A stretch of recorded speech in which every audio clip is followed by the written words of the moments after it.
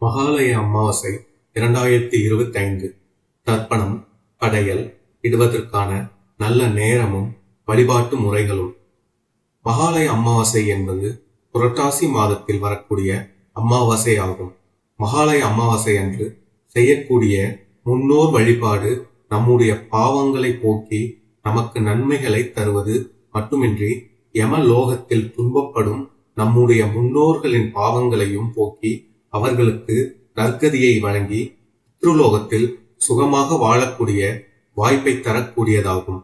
மகாலய பட்சத்தின் 15 நாட்களும் மகாலய அமாவாசை அன்றும் நாம் செய்யும் வழிபாடுகள் தானங்கள் ஆகியவற்றை ஏதாவது ஒரு வடிவத்தில் நம்முடைய முன்னோர்களே நேரடியாக பெற்றுக்கொள்வதால் நமக்கு முன்னோர்களின் ஆசிகள் கிடைத்து அதன் மூலமாக பித்ருதோஷம் பித்ரு சாபங்கள் ஆகியவற்றிலிருந்து விடுபட்டு பலவிதமான துன்பங்களில் இருந்தும் விடுபடுவதற்கான வாய்ப்பை கொடுக்க கூடியதாகும். மகாலய அமாவாசை வழிபாடு ஒரு ஆண்டில் வரும் மிக முக்கியமான 3 அமாவாசைகளில் ஒன்று புரட்டாசி மாதத்தில் வரும் மகாலய அமாவாசை. மகாலய அமாவாசைக்கு முந்தைய 15 நாட்களையும் மகாலய பட்சம் என்கிறோம்.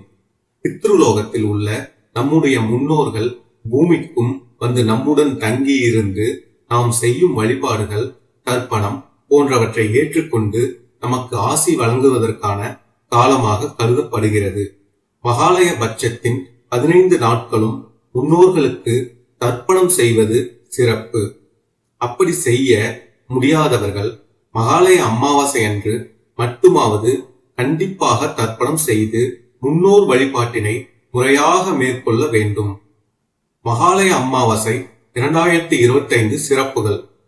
இந்த ஆண்டு மகாலய பட்சம் செப்டம்பர் 8ஆம் தேதி துவங்கி செப்டம்பர் 21ஆம் தேதி வரை உள்ளது. செப்டம்பர் 21ஆம் தேதி அன்று மகாலய அமாவாசை விரதம் கடைபிடிக்கப்படுகிறது.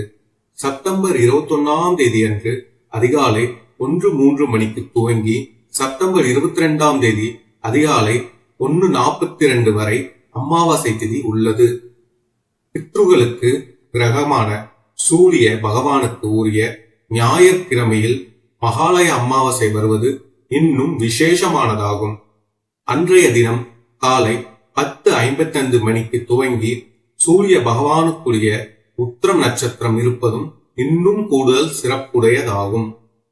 இந்த நாளில் சூரியனை சாட்சியாக வைத்து முன்னோர்களுக்கு தர்ப்பணம் கொடுப்பது பித்ருக்களின் ஆன்மாக்களை வேகமாக திருப்தியும் மகிழ்ச்சியும் அடைய செய்யும். மகாலய அமாவாசை அன்று காலையில் செய்ய வேண்டியவை. மகாலய அமாவாசை விரதம் இருப்பவர்கள் அதிகாலையிலேயே எழுந்து புனித ஆறுகள் குளங்கள் அல்லது கடலில் புனித நீராடி முன்னோர்களை வழிபட வேண்டும். சூரிய உதயத்திற்கு பிறகு முன்னோர்களுக்கு தர்ப்பணம் கொடுத்து எள்ளும் தண்ணீரும் இறைக்க வேண்டும். வீட்டில் முன்னோர்களின் படங்களுக்கு மாலை அல்லது பூ அணிவித்து தனியாக தீபம் ஏற்றி தீப தூப ஆராதனை காட்டி வழிபட வேண்டும். முன்னோர்களுக்கு பிடித்த சைவ உணவுகளை சமைத்து பகல் பொழுதில் படையலிட வேண்டும். முன்னோர்களுக்கு படையலிட்டு வழிபட்ட பிறகு காகங்களுக்கு உணவு வைக்க வேண்டும். அதற்கு பிறகு முன்னோர்களுக்கு படையலாக இட்ட உணவை வீட்டில் உள்ள பெரியவர்களுக்கு சாப்பிட கொடுக்கலாம். பெரியவர்கள் யாரும் இல்லை என்றால் அமாவாசை விரதம் இருப்பவர்கள் முதலில் அந்த உணவை சாப்பிடலாம். மகாலய அமாவாசை தர்ப்பணம் படையல் வைக்க நல்ல நேரம். மகாலய அமாவாசை தர்ப்பணம் கொடுத்து படையல் இடும்போது ராகு காலம் யமகண்டம் இல்லாத நேரத்தில் தான் செய்ய வேண்டும். அன்று ஞாயிற்றுக்கிழமை என்பதால் மாலை 4:30 மணிக்கு தான் ராகு காலம் துவங்கும். அதே சமயம் பகல் 12 மணிக்கு முதல் 30 மணி வரை யமகண்டம் நேரம் உள்ளது. அதோடு உச்சி காலத்திற்கு முன் தர்ப்பணம் கொடுத்து விட வேண்டும் என்பது விதி. தர்ப்பணம் செய்ய நல்ல நேரம் காலை 6 மணி முதல் 11 மணி வரை. படையல் இடுவதற்கான நல்ல நேரம் காலை 11 முதல் பகல் 12 மணி வரை. பகல் 12 மணிக்குள் படையலிட்டு வழிபட முடியாதவர்கள் பகல் 1:35 மணிக்கு பிறகு முன்னோர்களுக்கு படையலிட்டு வழிபடலாம். மகாலய அமாவாசையில் கண்டிப்பாக செய்ய வேண்டியது: காலையில் தர்ப்பணம் கொடுக்க முடியாவிட்டால் 3 தலைமுறை முன்னோர்களின் பெயர்களை சொல்லி காசி மற்றும் கயா ஆகிய தலங்களை மனதில் நினைத்து கொண்டு எள்ளும் தண்ணீரும் இறைத்து வழிபட வேண்டும்.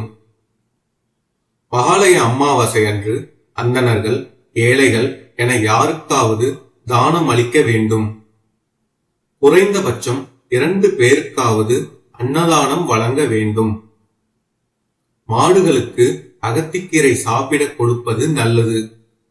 மாலை 6 மணிக்கு பிறகு அருகில் உள்ள விநாயகர் கோவில் அல்லது சிவன் கோவிலுக்கு சென்று நல்லெண்ணெயில் அகல் விளக்கு தீபம் ஏற்றி வழிபட வேண்டும். இப்படி செய்தால் முன்னோர்கள் மனம் மகிழ்ந்து நமக்கு ஆசி வழங்குவார்கள்.